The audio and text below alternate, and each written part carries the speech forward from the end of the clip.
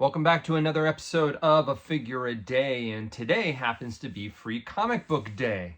So for those fellow comic book collectors out there, heading to your shops, picking up free comics, if you're just a Star Wars fan, you do want to still go out because there was not just one.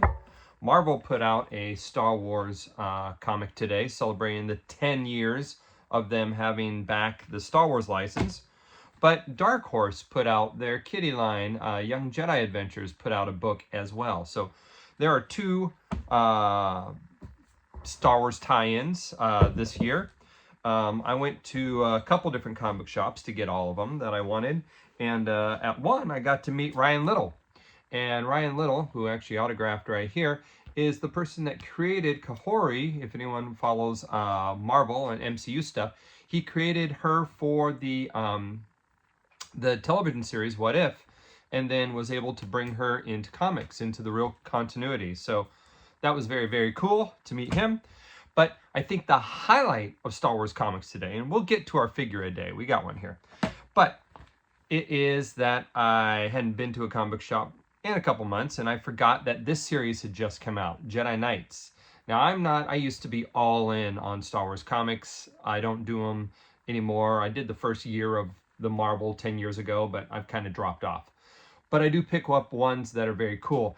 And this one is super cool because it's got the Kenner tie-in. And what does that mean? Well, just this last week, I believe, this issue came out, and this one features Atha Prime. Now, for old school collectors, this was a Kenner created character that was supposed to come out in the line that Kenner pitched to Lucasfilm and George back in like 1985. But that's when he decided he wanted to rest the brand. But Atha Prime was going to be the villain in that. And he was wrapped up with stuff to do with the Clone Wars. And they're now bringing him into continuity, proper Star Wars canon. So that is a Kenner creation in current Marvel Comics. This is on comic book shelves now. I have not read it. I've only owned it a couple hours, but I'm looking forward to learning what the new story, or official story we can now say, is of Atha Prime. Now, for those of you who also been following this character from what it was called, the Epic Continues, Epic Continues line, I believe that was the name of it. I'm blanking on it right now, but this likeness was already made into an action figure in the form of the Imperial Sentinel. So Dark Horse Comics repurposed this design as an agent of the Empire and Palpatine, but that was, and in the expanded universe now, and that was made during the Power of the Force 2 expanded universe line. So here's hoping we'll get more of that Kenner design if these take off. I mean, Black Series will always get it first because they tend to get new sculpts first. But here's fingers crossed it'll come to TBC. Now, to our figure of the day today. I've been looking at this figure, and since I recently opened up this HK-87, I thought I would open up its counterpart in the vintage collection. So this is the retro. This is the TBC version. You can see it's HK-87 Assassin Droid. This is the one from Arcana, sorry, and this is from the first episode of the Ahsoka Tano TV series. I guess they shaved off the Tano, the Ahsoka series, and this one was attacks her while she is trying to get a map to find out where Thrawn is. So he has a soft goods cape that you kind of have to unfurl here. And there's the soft goods cape. Hangs nicely. It's pretty thin. It's pretty see-through. But it does its job. These HK droids aren't necessarily fashion icons. It's got rocker joints, which is crazy for a tiny droid like this. Skinny droid.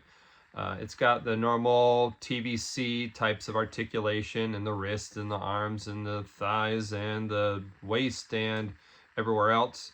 Let's go ahead and put a spear in his hand, and that was pretty easy to do. Let's put it in the other hand so you can kind of cross hold it. And he's a little, it's going to take a little more effort to pose him really nice, but he's got it. So there it is. HK-87, not to be confused with any of the other HK droids that we have. We have HK-47s, we have HK-50s. They did do this figure in the Black Series. This figure is actually just a repaint of the all-red version that we got. This came out in 24. This is a repaint of the one we got in 23. So you have a couple slowly army building here with these guys. You can see here are the two next to each other. The retro collection's got a height advantage on him. Okay. But I think the retro collection looks great for what it is, but this one's, you know, much more petite. Now he does have a feature where his staff allegedly pops into his back there, so he can hold that. There you go. Ah, it came out. Let's try again. Maybe I didn't have it on the right place. Looks like it should go in. There we go. Okay, so he can hold that in his back. Attaches well if you do it right. But the interesting thing is, I'm going to try out, the retro collection has the same attachment. So I was going to see if this pops into there. And the retro collection is a lot less stiff. The plastic is harder, sturdier than this does. And so that is not working for me. I might try it again, but it wasn't meant for that. But curious if they would ever redo that and give a new version or a different color staff that he can actually hold. But all right, guys, there we are. Free Comic Book Day 2025 in the books. And this completes week 2 of opening 1 Star Wars action figure a day. Hopefully you've been having fun. If you have any comments on our episodes or daily input, I need to work on his, loosen him up a little bit, get him in a wider stance so he can hold that. Put it in the comments or reach out to me.